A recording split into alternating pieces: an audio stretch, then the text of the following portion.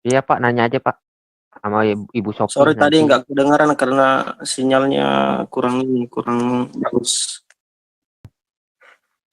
Di dalam Alkitab mengatakan Yesus hanya diutus untuk Bani Israel saja. Iya. Kenapa ada di Indonesia? Gampang Kenapa itu ada di negara lain? perkembangannya. Bapak udah pernah baca Alkitab utuh enggak? Apa cuma dengar-dengar doang? Cuma sepotong-sepotong ngambil dari omongannya Ustadz ini, Gramoala, kayak gitu, atau pernah baca dari Matius sampai Wahyu itu pernah dibaca enggak? Aku pernah baca ayatnya. Nah, pernah baca ayatnya yang diomongin tadi. Maksud saya baca dari utuh gitu loh Pak. Kayak misalnya saya gitu, kalau mau mengkritik Quran kan saya harus baca dari Al-Fatihah sampai Anas. Saya harus tahu sejarahnya. Kalau Bapak Ilham membaca, itu jawabannya udah sangat jelas, Pak. Saya jelasin ya, Pak Ilham. Kedatangan Mesias yang pertama, itu hanya misinya kepada Israel. Kenapa, Pak? Karena hanya orang Israel tuh yang pegang kitab Tanakh, Pak, yang pegang nubuatan-nubuatan. Jadi kedatangan Mesias yang pertama, itu seperti yang dikatakan Yesus di Lukas 24, Pak. Dia menggenapi nubuatan-nubuatan di dalam Tanakh. Tanakh itu kitab perjanjian lama. Maka Yesus berkata, betapa lamban dan bodoh ketika Yesus sudah bangkit dari antara orang mati, dia menemui murid-muridnya nggak kenal nih Pak. Terus Yesus berkata, kamu kok bodoh sekali sih, kamu masih membicarakan tentang Mesias yang mati itu. Ya Bapak baca di Lukas 24. Yesus berkata dia harus menggenapi semua yang dinubuatkan tentang dia, mulai dari kitab Taurat Musa, kitab para nabi, dan kitab Zabur. Bahwa Mesias itu harus mati Pak, harus menderita, harus mati, dan bangkit pada hari yang ketiga.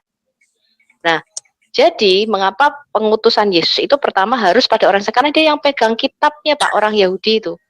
Kalau Yesus berkata demikian Pak, jadi kalau Bapak baca kitab perjanjian baru, ketika Yesus berkata, akulah roti hidup yang turun dari surga, nenek moyangmu telah makan mana, ya, tapi mereka sekarang ini mati. Yesus berkata, bukan Musa yang memberikan kamu roti, melainkan Bapakku yang di surga, dan akulah roti hidup itu, aku telah turun dari surga, dan barang siapa makan roti ini, dia tidak akan mati lagi. Lah, yang diberi makan mana itu kan cuma orang-orang Yahudi, Pak. Betul ya? Jadi yang tahu perkataan-perkataan Yesus itu orang Yahudi. Sama seperti ketika Yesus mengatakan, akulah air hidup. Ya, ketika itu pada perayaan Sukot, ya, kebiasaan imam besar itu mencurahkan air, mereka mengatakan Hosana Rabbah, artinya ini air hidup. Ketika Yesus berkata, akulah air hidup, air kehidupan, itu yang ngerti cuma orang Yahudi, Pak. Bangsa lain tidak ngerti tuh. Nah, makanya kedatangan Yesus yang pertama itu adalah untuk menggenapkan semua nubuatan mengenai kedatangannya sebagai juru selamat yang dinanti-nantikan.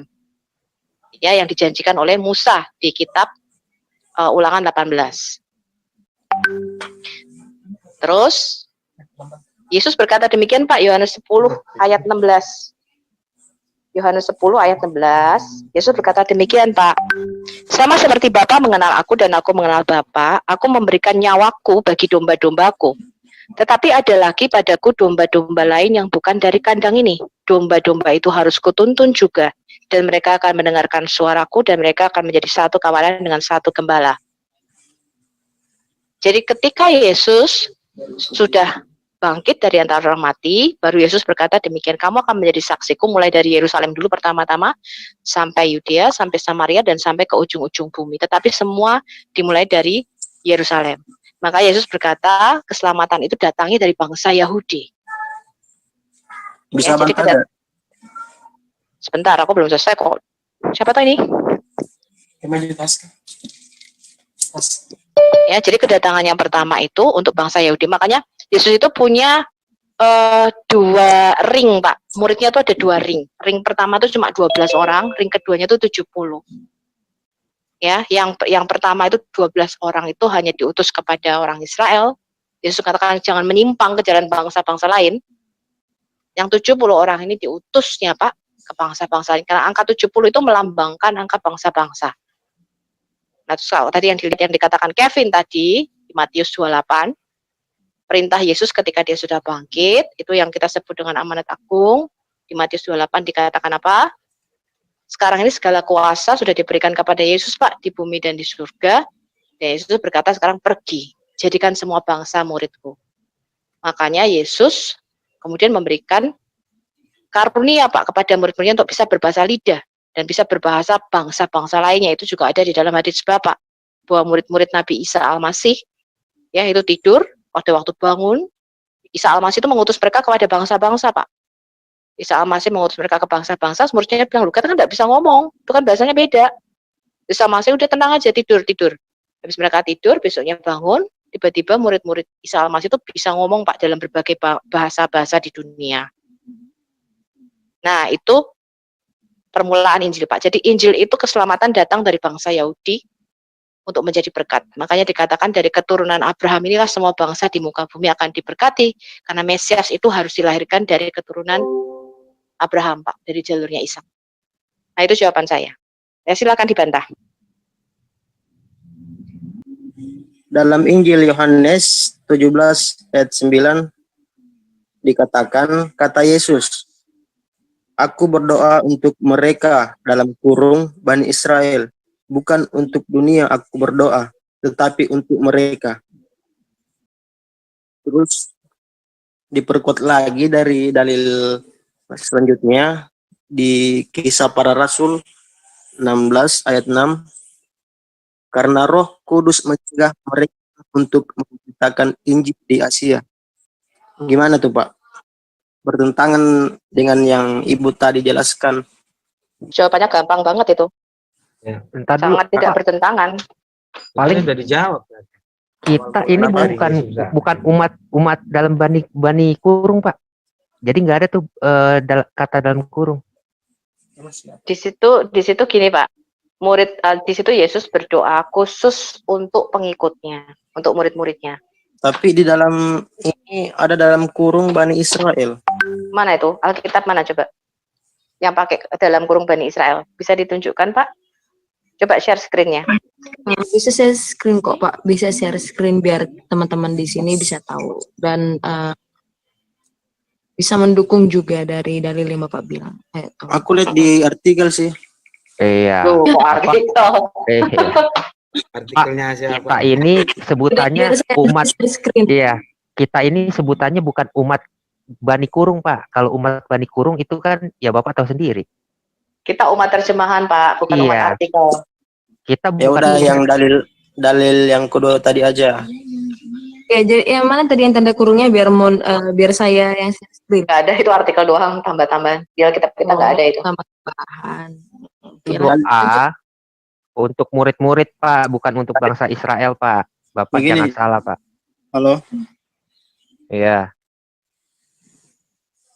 Di sini dituliskan di Yohanes 17 ayat 9, katanya bukan untuk dunia dia berdoa, tetapi untuk Dia berdoa untuk murid, Pak, bukan untuk bangsa Israel, Pak. Dia berdoa untuk murid, berarti bangsa Israel. bukan, Pak. Nah, Beda, tidak Pak, seluruh antara bangsa murid Israel, Yesus. Pak. Hanya pengikutnya. Pengikutnya kan Hanya bangsa Israel pengikutnya. dulu. Ya, tapi kan bukan seluruh bangsa Israel. Yang menyalibkan Yesus kan bangsa Israel, Pak. Terus ini Bapak, katanya bukan untuk dunia aku berdoa, itu gimana? Bukan untuk dunia. Baca sih Yohanes 17 seluruhnya. Coba di-share aja ayatnya utuh. Yohanes Yohanes Bapak kalau 17, baca coba. Yohanes 17 itu justru Yesus memberitahu bahwa dia adalah Tuhan, Pak. Kalau Bapak baca dengan serius dari ayat Pak Erben 1. bisa bantu nggak Pak Erben share screen? Soalnya yang aku lagi error nih sinyal. Baca Ayat ayat berapa? 1, Pak. Baca ayat 1 dulu, Pak. Jangan Oke, lompat ke ayat biar saya yang 9. baca ya. Kedengaran kan harmonik? Jelas. Lanjut. Sorry, baru download Sabda. Doa Yesus untuk murid-muridnya. Perikopnya ya Pak ya, perikopnya aja udah jelas. Pasal pertama. Demikianlah kata Yesus, lalu ia menengadah ke langit dan berkata, Bapa, telah tiba saatnya permuliakanlah anakmu, supaya anakmu mempermuliakan engkau. Ya, stop Sama dulu di seperti situ. engkau. Oke. Stop dulu, Mon. Di situ, Mon. Bapak sebutkan, ada gak seorang nabi, terserah nabi siapapun, yang berkata, Bapak permuliakanlah anakmu. Ada gak, Pak? Mau Muhammad kek, mau siapa kek, berani gak dia berkata seperti itu? Berkata apa? Yohanes berapa? Bapak Yohanes 17 dibaca. telah 17. tiba saatnya, Bapak telah tiba saatnya, permuliakanlah anakmu. Anakmu di sini maksudnya Yesus, sedangkan Bapak itu maksudnya Allah Bapak ya. Supaya anakmu mempermuliakan engkau. Ada gak satu nabi, Bapak sebut satu nabi yang berani berkata seperti itu? Ada gak Muhammad Terus di dalam lanjutin ayat hadis? 2. Enggak ada, udah gue Oke. jawab enggak ada, cepat. Nggak ada. Ayat 2. Oke. Lanjut ayat kedua. Sama seperti engkau telah memberikan kepadanya kuasa atas segala yang hidup. Kepada siapa ini? Nyanya ini siapa nyanya? Yesus. Sama seperti engkau di sini Bapak ya. Allah Bapak ya, Allah ya. Memberikan kuasa kepadanya. Nyanya ini siapa? Sang anak ya. Atau Yesus. Bapak Kelihatan sih. memberikan kuasa kepada sang anak itu atas segala yang bernafas. Wow. Ya, jadi Yesus itu mempunyai kekuasaan atas segala nafas. Artinya dia berhak ngambil nafas hidup kita. Demikian pula, Yesus, sang anak itu akan memberikan hidup yang kekal kepada semua yang telah engkau berikan kepadanya. Jadi inilah hidup yang kekal itu, bahwa mereka mengenal engkau satu-satunya Allah yang benar, dan mengenal Yesus Kristus yang telah engkau utus. Jadi hidup kekal itu dua, Pak. Bapak harus mengenal Allah di surga itu, yang kita sebut dengan Bapa, dan Bapa harus mengenal Sang Firman, yaitu Yesus. Ini hidup kekal. Jadi hidup kekal itu kuncinya dua. Kita harus mengenal Allah Bapa dan mengenal Sang Firman itu. Aku telah mempermuliakan engkau di bumi dengan jalan menyelesaikan pekerjaan yang engkau berikan kepadaku untuk melakukannya. Oleh sebab itu ya Bapa, ini kata Yesus ya, permuliakanlah aku padamu sendiri dengan kemuliaan yang kumiliki di hadiratmu sebelum dunia ada. Artinya apa nih Duran?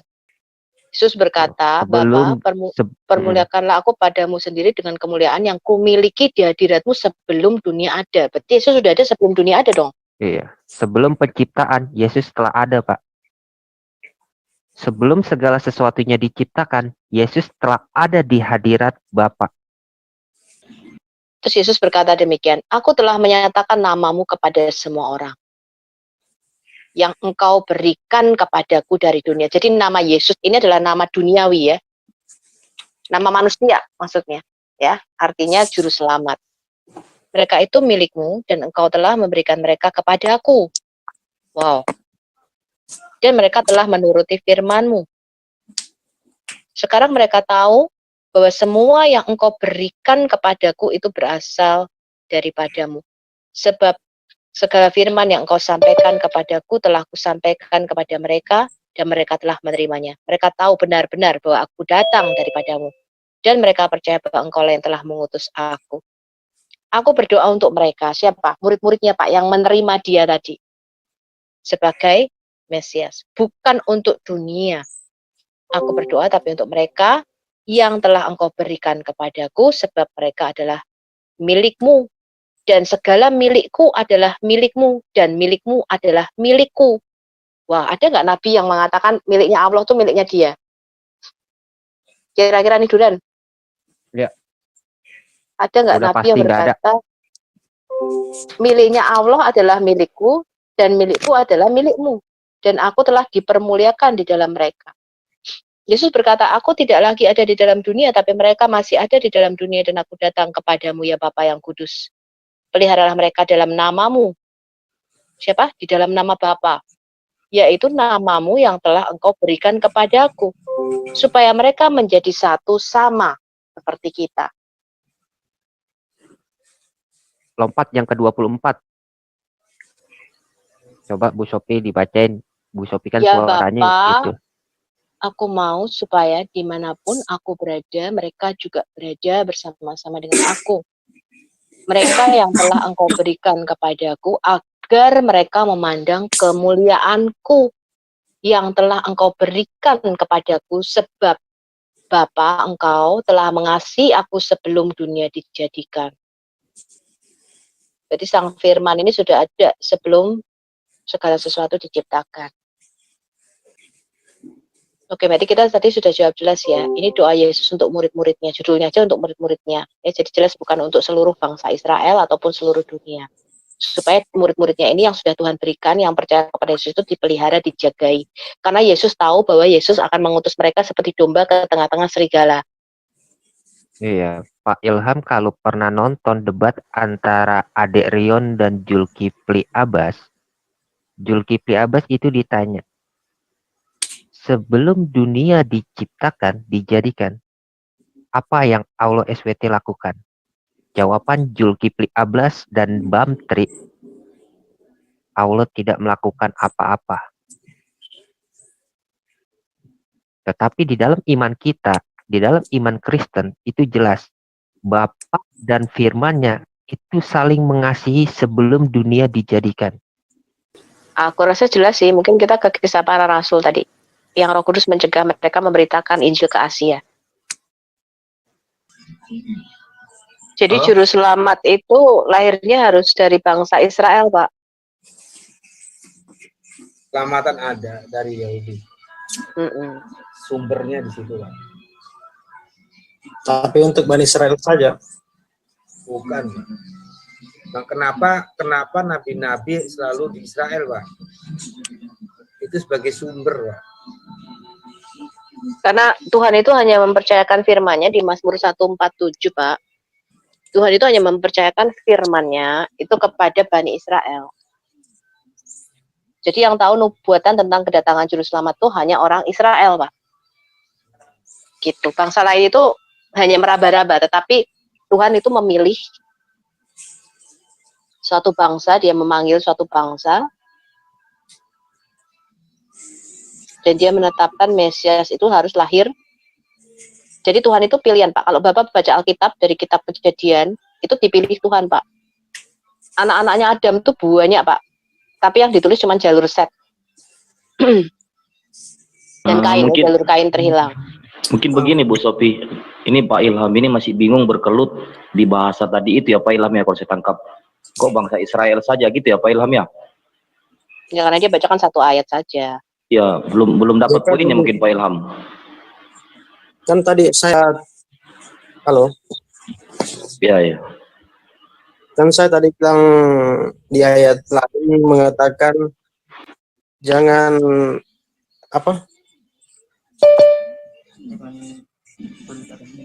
jangan beritakan Injil ke Asia. Iya, makanya kita baca kisah para rasul. Sekarang kita lihat dulu nih.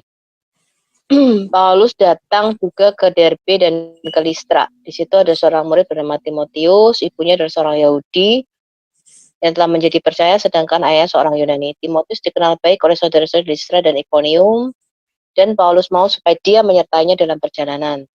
Paulus menyuruh menyunatkan dia karena orang Yahudi di daerah itu, sebab setiap orang tahu bapaknya orang Yunani. Jadi Timotius nih bapaknya Yunani, ibunya Yahudi gitu ya. Dalam perjalanan keliling dari kota ke kota, Paulus dan Silas menyampaikan keputusan yang diambil para rasul dan penatua di Yerusalem dengan pesan supaya jemaat menurutinya.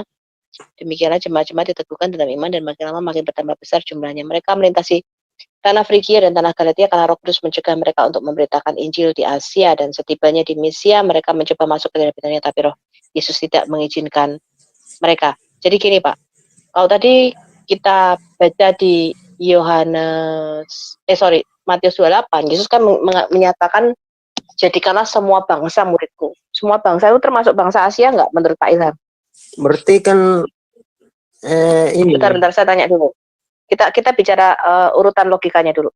Yesus di Matius 28 tadi berkata, pergilah, jadikanlah semua bangsa muridku. Bapak pernah dengar nggak kata-kata itu? Pernah. Pergilah, jadikanlah semua bangsa muridku. Semua bangsa itu termasuk bangsa Asia berarti ya? Ya. Ya, Tapi tapi bertentangan itu. pemberitaan tidak bertentangan. Karena Roh ketika Kudus memberitakan mencegah mereka untuk memberitakan Injil di Injil, Asia. pada Karena belum waktu waktunya, itu, Pak. Ya, lain gitu. pada waktu Rasanya itu, belum waktunya. ya. Lebih Jadi baik, pada waktu itu memang lebih baik Kak Asia Agus memang belum. dengar dulu ya. Ya, jadi Yesus mengatakan kamu menjadi saksiku mulai dari Yerusalem, Yudea, Samaria dan ke ujung-ujung bumi. Itu perintah Yesus. Tetapi ketika kita memberitakan Injil itu mereka bergerak memang dengan tuntunan Roh Kudus. Nah, memang Asia pada waktu itu saya juga tidak bisa menjelaskan kenapa pada waktu itu belum waktunya. Loh. Ya kan? Tapi nih lihat nih baca ayat 9. Pada malam harinya tampaklah oleh Paulus setelah melintasi Misia mereka sampai di Troas. Pada malam harinya tampaklah oleh Paulus satu penglihatan. Ada seorang Makedonia berdiri di situ dan berseru kepadanya. Katanya, menyeberanglah kemari dan tolonglah kami. Setelah Paulus melihat penglihatan itu, dia langsung berangkat nih ke Makedonia. Karena dari penglihatan itu, ya Paulus dan Lukas di sini ya menarik kesimpulan, Allah memanggil kami untuk memberitakan Injil kepada orang-orang di sana. Jadi pemberitaan Injil itu memang keinginan Paulus pengen memberitakan sampai ke Asia, tapi pada waktu itu mengatakan jangan dulu ke sana. Kemudian Paulus dikasih penglihatan, kamu ke Makedonia dulu. Nah, yang tahu ini siapa, Pak? Yang tahu ini Roh Tuhan. Jadi gini, Pak, Injil itu tidak bisa Injil gini, Pak. Orang bertobat menerima Yesus sebagai Tuhan itu adalah pekerjaan Roh Kudus. Jadi sampai kamu berbusa-busa habis air liurmu, Pak, orang itu tidak akan bisa bertobat kalau bukan karya Roh Kudus. Jadi keselamatan itu, anugerah keselamatan, Bapak bisa diselamatkan, Bapak bisa percaya Yesus adalah Tuhan dan Juru Selamat, itu adalah karya Roh Kudus, Pak. Bukan karya manusia. Jadi tidak satu orang pun itu bisa mentobatkan orang lain. Tidak bisa. Yang kita lakukan, kita berdoa sama Tuhan, supaya hatinya orang itu dibukakan, Roh Kudus menjamah dia, pintu penginjilan itu dibukakan. Ketika hatinya sudah melunak, melembut, ketika Roh Kudus bekerja, Pak, tiba-tiba dia bisa klik, dia bisa terima Tuhan, dia bisa tahu, oh ini Injil, oh ini Injil keselamatan. Nah, itu karya Roh Kudus. Nah, jadi jangan salah, Pak. Ini beda dengan dakwah di dalam Islam. Di dalam pemberitaan Injil, orang Kristen itu benar-benar mengandalkan pimpinan Tuhan atau tuntunan Tuhan. Nah, itu saya alami sendiri di dalam penginjilan. Ya, betul. Betul. Jadi pada waktu itu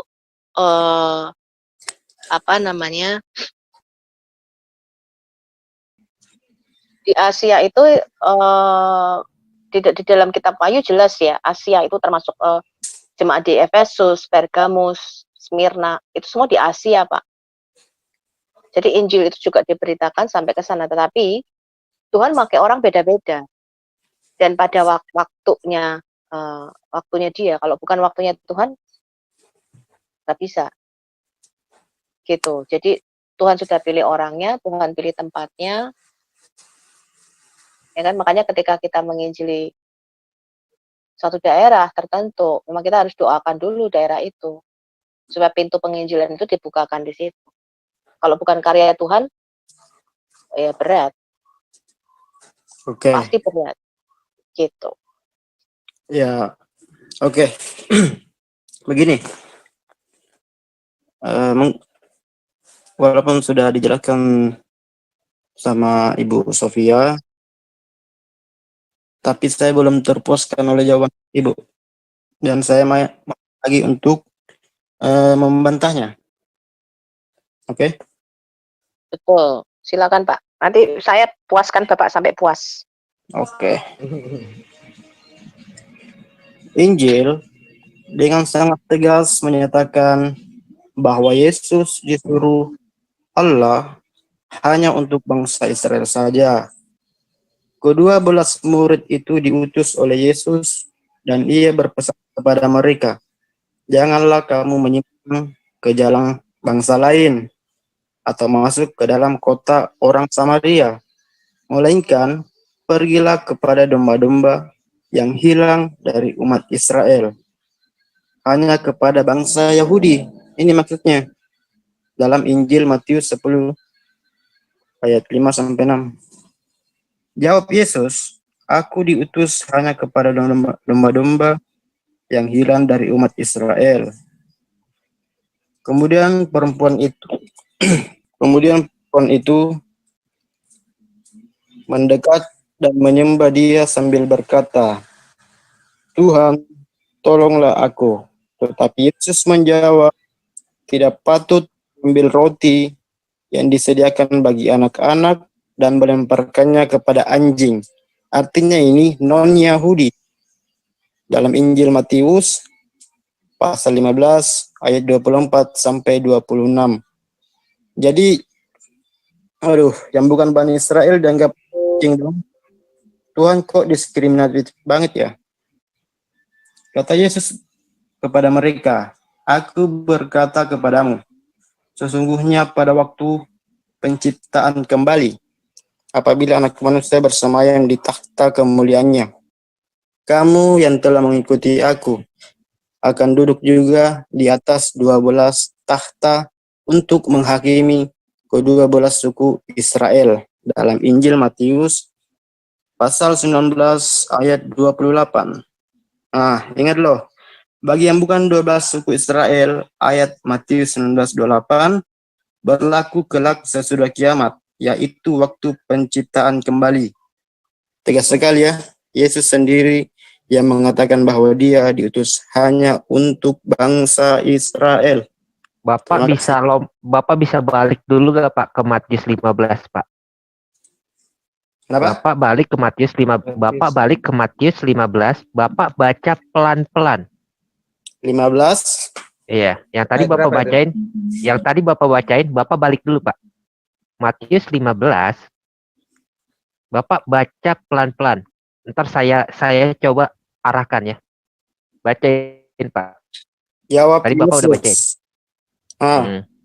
Jawab Yesus, aku diutus hanya kepada domba-domba hilang dari umat Israel. Iya. Artinya hanya kepada bangsa Yahudi. Iya. Nah, ayat ke-6. Kemudian perempuan itu, artinya ini perempuan Kanan ya. Kanaan. Kanaan itu Yahudi atau bukan Pak? Stop dulu Pak. Kanaan itu Yahudi atau bukan? Kenapa? Kanaan itu Israel atau bukan? Israel kayaknya. Loh, tadi Bapak bilang bukan orang Israel. Sekarang Bapak bilang orang Israel. Gimana sih?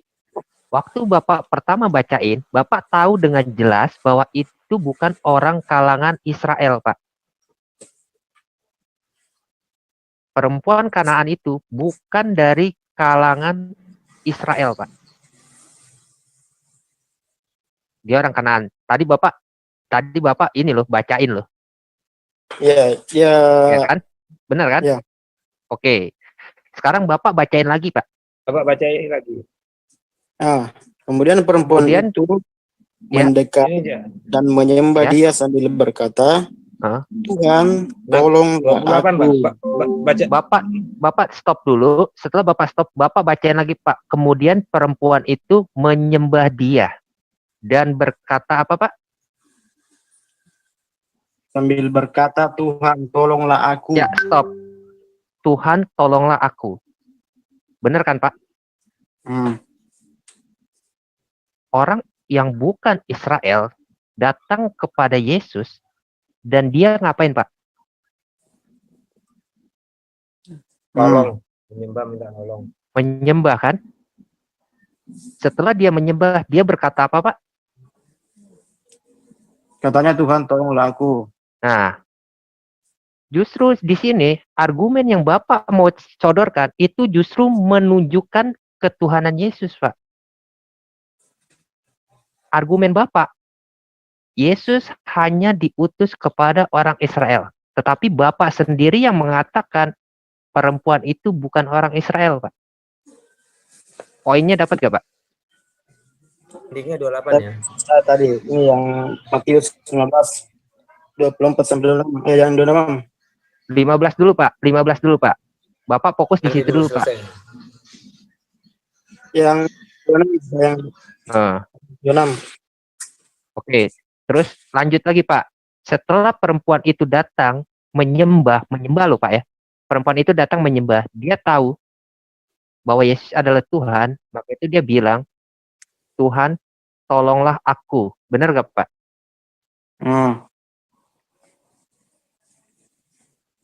Tetapi itu Kalau saya boleh tanya, apakah perempuan ini murid Yesus? Bukan. Bukan kan? Karena dia bukan orang Israel. Tetapi dia datang. Di ayat 26 ini. Oke, terusin ayat 26. Katanya tidak patut mengambil roti yang disediakan bagi anak-anak dan melemparkannya kepada anjing. Artinya itu non Yahudi. Kalau orang Yahudi pada saat itu, Pak, mengatakan kepada orang non-Yahudi itu dengan bahasa kasar seperti itu. Yesus sedang menyindir, Pak. Yesus menyindir perilaku Yahudi yang menganggap orang di luar Yahudi itu adalah anjing. Itu yang dikecam oleh Yesus. Bapak baca bawahnya lagi, Pak. Kenapa? Bapak baca bawahnya lagi. Baca 27. Saya screenshot ini, Pak. Dibaca, Pak. Jelas enggak, Pak?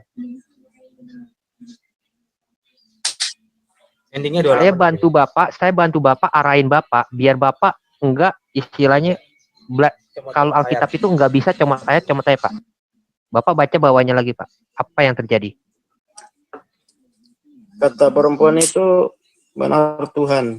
Namun anjing itu makan remah-remah yang jatuh dari meja tuannya. Ya, bawahnya lagi, Pak. Enggak, ini tak tambahin. Di sini, bentar, Pak. Perempuan itu mengakui bahwa dirinya anjing, Pak. Di luar Yahudi. Benar Tuhan, namun anjing itu makan remah-remah yang jatuh dari meja. Jadi dia tidak menyalahkan disebut anjing. Karena memang dia di luar orang Yahudi dikatakan anjing. Dengan rendah hatinya dia mengatakan dirinya anjing. Karena memang gitu. Oke, lanjut 28.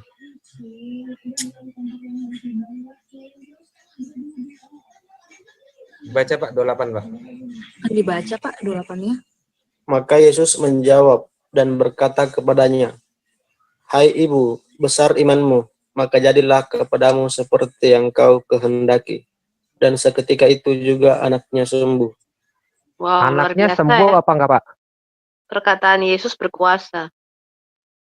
Tanpa sentuh, tanpa apa, hanya berbicara. Pak, oke. Allah. Anaknya itu sembuh apa enggak?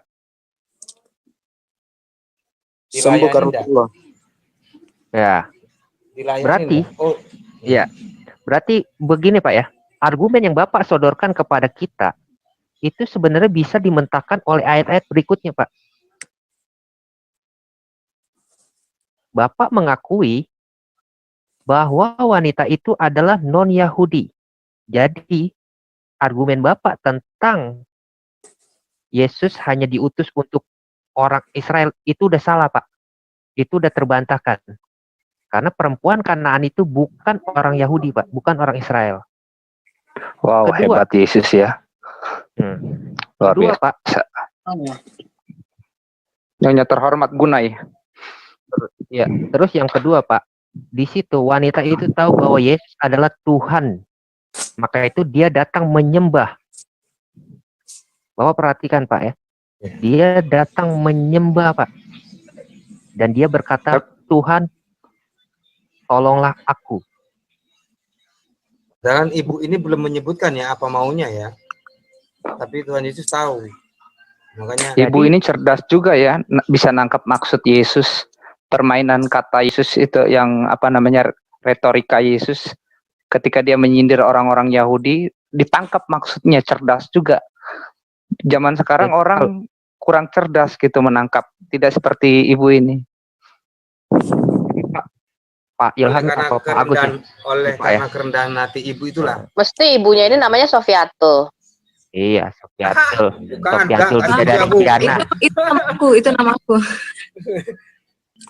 Enggak apa-apa, nanti Pak siapa tadi mungkin mengeluarkan ayat lagi satu, kita bahas pelan-pelan. Jangan, karena kami kalau dicomot-comot ayat itu pasti buka Alkitab, Pak. Apa maksud dari ayat itu? Iya, Gitu, betul sekali Pak Ilham. Biar nggak diselewengkan. Iya, betul. Tadi setelah Matius 15, tadi Bapak membacakan artikelnya sampai ke surat mana lagi, Pak? Ada yang bisa Kalau bukain nggak? kalau dari mantan punya kepentingan gitu. Kalau dari kita nggak Iya. punya kepentingan. Kita Ada yang tulus bisa Pokoknya mengajarkan kalau ya. mantan tuh jelek aja, ya nggak? Walaupun dulu indah dan manis, pokoknya jelek aja karena udah mantan, bener nggak? Coba deh, Jadi bukain deh. enggak, masukan aku satu bentar aja, Pak. Kalau Bapak punya ayat-ayat yang kira-kira ada pertanyaan, Alkitab pasti menjawab. Bapak baca aja. Makanya nih kayak tadi Matius berapa tadi? 15 ya, ayat 14 ya, berapa tadi? Itu Bapak baca aja satu perikop. Nanti Bapak akan tahu maksud ayat yang dikasihkan Bapak itu apa. Kalau hanya satu ayat, ya enggak bisa, Pak. Sama seperti nonton film, Pak. Nonton film sebentar, terus Bapak ke kamar mandi, lihat lagi, loh, sampai mana tadi? Kok udah di sini? Nah, kalau Bapak enggak berpikiran begitu, berarti Bapak hanya sekitar nonton gitu. Sekarang tolong bukain dong surah 22 ayat 52. Al-Quran? Ya. Nggak punya, tak download dulu. Apa, link download dong. Buka di ini aja Kak, di Chrome, namanya quran.com ya, .co.id. Iya, Quran. Di website ada kok. Langsung ketik dari internet bisa. Iya, Quran Kemenak aja deh. Quran Yang Kemenak. gelap. Nggak tahu kenapa gelap nih. Nah, tuh. Berapa? 22 ayat 52. Surah 2. Surah, tunggu ya. 22. Surah 22 ya? Ya. Siap. Surah 22. Ayat 52. Surah 2. Surah 2 ya? Ya, Al-Hajj. Oh, surah 22, ayat 5. Iya. Iya, ayat 52. Oke. 52. Ya, halo. Ya, silakan baca, Pak. Coba baca, Pak. 22 ayat 22 ayat 52 itu, Pak. yang di layar. Artinya aja ya. Iya, dan kami itu. Dan kami tidak mengutus seorang rasul dan tidak pula seorang nabi sebelum Stop dulu, Pak. engkau Stop dulu, Pak. Dan apa, Pak? Tadi, dan kami tidak mengutus seorang rasul atau seorang nabi, Pak ya? Iya. Benar nggak? Kami itu di sini apa, Pak? Kenapa? Kami itu di sini siapa? Allah. Ya, oke, terusin, Pak. Dan kami tidak mengutus seorang rasul dan tidak pula seorang nabi sebelum engkau Muhammad, melainkan apabila dia mempunyai suatu keinginan. Setan pun memasukkan godaan-godaan ke dalam keinginannya itu. Tetapi Allah menghilangkan apa yang dimasukkan setan itu. Dan Allah akan menguatkan ayat-ayatnya. Dan Allah Maha Mengetahui, Maha Bijaksana. Nah, di ayat ini dikatakan Allah itu tidak mengutus nabi maupun rasul sebelum Muhammad, Pak. Kenapa? Di ayat ini dikatakan bahwa Allah itu tidak mengutus nabi atau rasul sebelum Muhammad, Pak. Coba Bapak baca lagi, Bapak pelajarin benar-benar. Bapak lihat dengan benar ayat tersebut. Apakah saya yang berbohong atau ayat ini yang berbohong? Bentar ya, saya maknai dulu ayatnya. Iya, silakan Bapak maknain. Bukan gitu, Duran. Ini maksudnya tidak mengutus seorang rasul maupun nabi yang setan itu nggak membujuk. Jadi ini karena ada ayat-ayat setan itu, maka muncul turunnya ayat ini gitu loh. Iya. Maka itu silakan dia baca tafsirnya, asbabun nuzulnya. Itu yang saya mau dia belajar. Ya, Pak Ilham. Kalau yang terkait dengan bangsa Israel tadi dikatakan kan Yesus hanya untuk bangsa Israel. Nah, kalau di Al-Quran itu di Al-Imran 3 ayat 45 itu dikatakan bahwa dia terkemuka dan di dunia dan di akhirat. Artinya dia bukan hanya untuk orang Israel dong ya. Ya, kita ini lagi dulu nih ngarahin dia untuk cari tahu kenapa dikatakan tidak mengutus seorang rasul atau seorang nabi sebelum Muhammad. Oke. Ini kalau menurut pemaknaan saya. Hmm. Kami tidak mengutus Rasulullah maupun seorang nabi kecuali ketika dia membaca kitabullah yang dia diutus dengannya berupa ayat-ayat. Maka setan melontarkan pada bacaannya bisikan-bisikan dan syubhat agar dapat menghalangi manusia dari mengikuti apa yang dibacakan dan disampaikan oleh nabi situ, Pak. atau rasul itu. Stop di situ, Pak. Stop dulu. Bapak baca dari ulang lagi, Pak. Kenapa? Bapak baca dari ulang, biar Bapak paham nih, biar Bapak mengerti nih. Bapak dari ulang lagi. Untung Bapak lihat itunya tuh, tafsirannya. Bapak baca lagi, Pak, dari awal tadi. Dan kami tidaklah mengutus sebelummu Rasulullah, seorang rasul maupun seorang nabi, kecuali ketika dia membaca kitabullah yang dia diutus dengannya berupa ayat-ayat. Maka setan melontarkan pada bacaannya bisikan-bisikan dan syubhat. Stop di situ, Pak. Bapak baca lagi yang mana setan melontarkan pada bacaannya bisikan-bisikan. Nah, Bapak tahu tentang asbabun nuzul ayat ini, Pak? Belum sih. Bapak baca terus, Bapak akan tahu. Ayat ini menyatakan dengan tegas bahwa setan melontarkan bacaan atau ayat-ayat yang sesuai dengan keinginan setan ke dalam mulut Muhammad, Pak. Bapak silakan baca terus tuh. Pertanyaan buat Bapak, ya, kalau memang Muhammad itu adalah nabi, kenapa Allah tidak menjaga dia supaya dia tidak melafalkan ayat setan, Pak? Bagaimana? Jaringannya putus-putus. Oke. Ya, Pak. Bapak baca yang tadi ya kan, di mana? Halo. Halo, Pak. Jelas, Pak. Ya, Pak. Lanjut, Pak. Udah jelas ya? Kok hilang ya? Halo, Pak Ilham. Ya, Pak Ilham. Udah dapat belum? Suara Pak Ilham jelas kok sini. kok putus-putus sih? Suara Pak Ilham jelas, Pak, buat kita, Pak. Suara Bapak berdengung gitu, nggak jelas gitu. Suara Bapak tapi jelas buat kita, Pak. Bentar, ganti internet dulu. Wifi-nya ini. Ya. Sepertinya kita menunggu Kak Ilham yang untuk masuk. Kita bahas apa ya? Oh, si Agus juga udah nggak ada ya? Udah nggak ada. Udah nggak ada. Mana orang hilang? Pakai pin baru. Iya. Aku dengan wifi tadi. Lagi cari wifi tetangga dulu kali ya. Aku udah kedengeran itu tadi.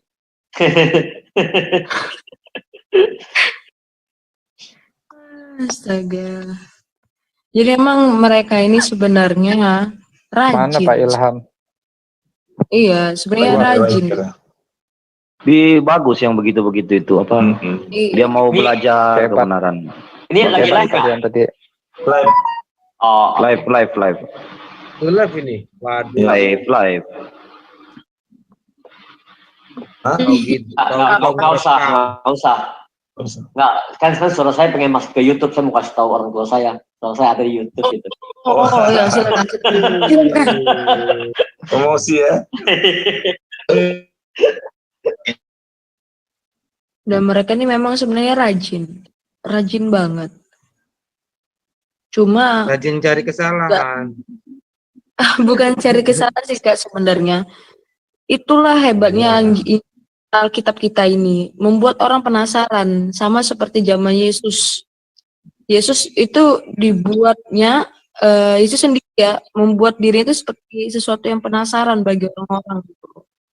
Semakin dicari, semakin ketemu dianya. Seperti kata Yesus kan, carilah dahulu kerajaan Allah. Itu buat mereka kehausan. Mana mau putar mau cut ya Pak Dani kabur. Kabur semalam kabur dah. Kabur dia semalam ya. Kabur dia. Kaburnya memalukan. Pak Kevin, kasih link sama dia, sama Pak Dani. Dani, Iya, dia kan kemarin kan bilang suruh dikasih link gitu ke dia. Saking penasaran saya gini Bu Monik, penasaran saya membaca. Nah, biarkan kita sampai pagi dia. Mana tadi Bu Monika itu? Penasaran saya itu melupakan penasaran mantan saya. Makanya saya baca-baca Alkitab. Mana? Iya benar. Saya penasaran mantan pun saya lupa sudah. Baca-baca Alkitab aja saya. Pada saat poin mantan tadi itu menusuk banget itu. Iya, ada ya.